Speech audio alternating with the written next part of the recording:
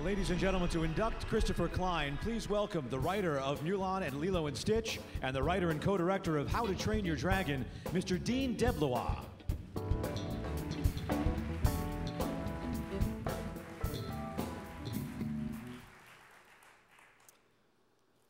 Fresh off of Avatar, Jim Cameron stopped by to give a little talk about the film and how he made it. And in answering one of the questions, he said, a lot of people ask me, how do I get to where you are? You know, how do you rise to that level?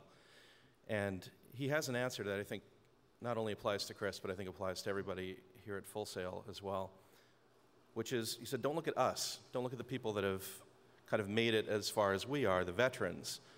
Instead, look at the people around you, because they are the new generation. They are the ones that will replace us when we're gone. Look at the talent, look at the integrity, and look at the drive of the people that surround you. I think that's really pertinent advice, and I think Chris Klein is very exemplary of that. I looked around at the people in my life, and I think, who has that drive, who has that talent, and who has that strength of character, that integrity that will really take that individual all the way. And Chris is that person.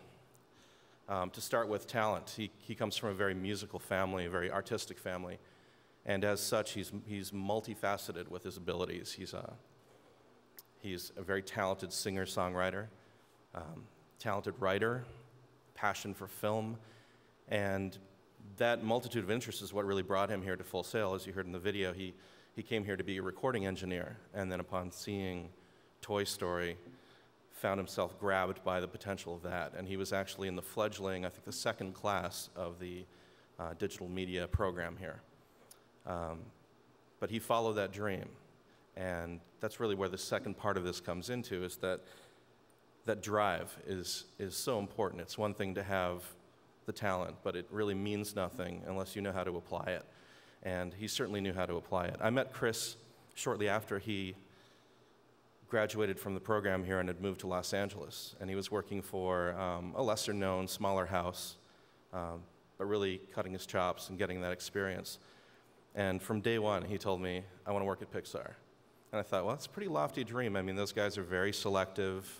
They're kind of removed from Hollywood. They have their own little safe haven up in the Bay Area, and it's a difficult spot to get into. So hats off to anyone who tries, but more so to anyone who gets in. But it's that persistence, it's that drive. He got rejected time and time again for 6 years. And every time he would take the feedback and he would incorporate that and resubmit. And several rejection letters later, he just didn't stop. And like he said, that the day that he heard that Brad Bird had left Warner Brothers and had joined the ranks over at Pixar, well, that was it. You know, because that guy was really his hero at the time. I think he still is. And so he just put everything he had into it, and he went one more time. And without fearing the rejection, he just went for it. And I think that's the drive that really gets people over the line. So he was accepted, he was brought in, and he worked on no less than 7 Pixar films now, all the way from Monsters, Inc. to The Incredibles, Ratatouille, Finding Nemo, Up, and Brave. He's working on Brave right now with a new director. And with every step, just constantly kind of accelerating and gaining rank and gaining respect from his peers.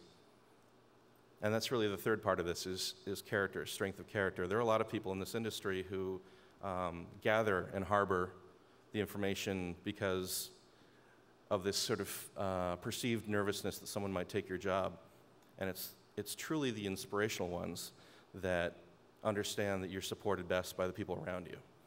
And you know, working as a director now, I know that I stand on the shoulders of everyone that supports the production, and I try to surround myself with the people who are most talented.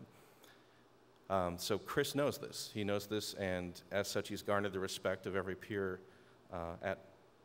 at Pixar, and he gives of that information. Everything that we've learned along the way through our mentors and our peers in the industry, he comes back. He's come back to Full Sail, I believe, 4 times to lecture to the students and talk to them about what he's learned along the way from the perspective of having been here and wanting that knowledge. And so I think that's really important, to not only be a sponge for what people have gained in terms of knowledge and want to pass on, but then to also be that conduit. Because now when we look back, I mean, we were talking about this just the other day, it doesn't seem like that long ago that Chris and I were both in school, aspiring to be, you know, the Steven Spielbergs and the Ridley Scotts and the Jim Camerons of the world. But now we're kind of along that path, and we can look back, and we're, you know, 10 or 20 years into it, and there are people that actually look up to us and want to hear about our experiences and what we can pass on. And so it's a really interesting perspective, because we still have those same heroes out there, and yet at the same time, people are now beginning to appreciate our work, and they want to hear from us. And so I think Chris is fantastic in all of those respects, a very talented man, a very driven man, and a very giving man. So I'm very proud to call him a very good friend of mine. We've been friends for many years, and I'm sure we will be collaborators as we go forward.